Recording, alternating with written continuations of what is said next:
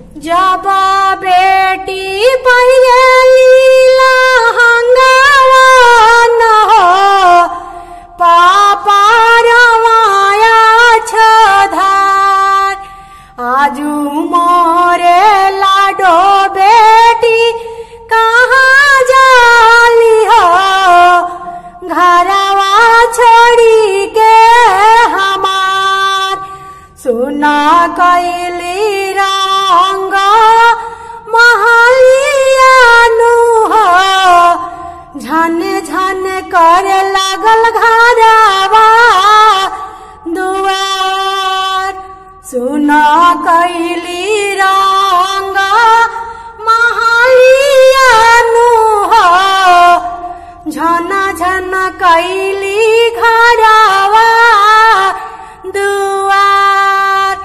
अरे जब बेटी चढ़ली लाली डाड़ियानु हो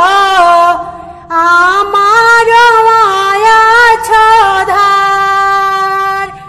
आजू मोरे सुंदर बेटी कहाँ चलली हो घरवा छोड़ी के हमार।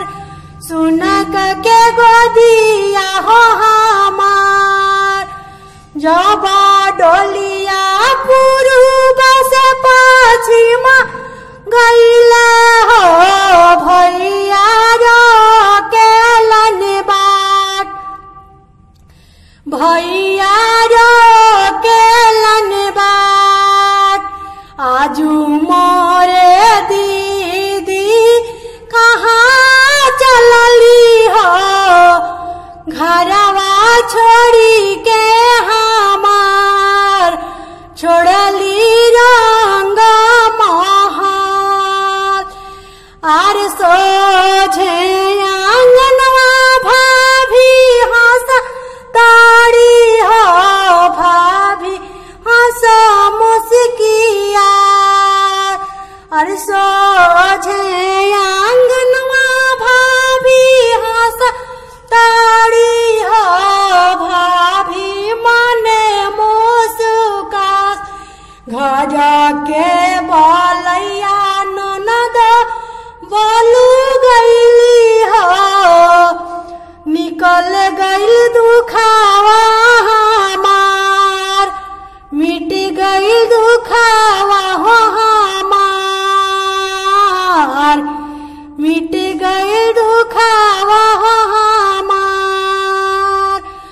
घरवा से ननद भाल रे गईली हो बाँचल रोटिया हमार।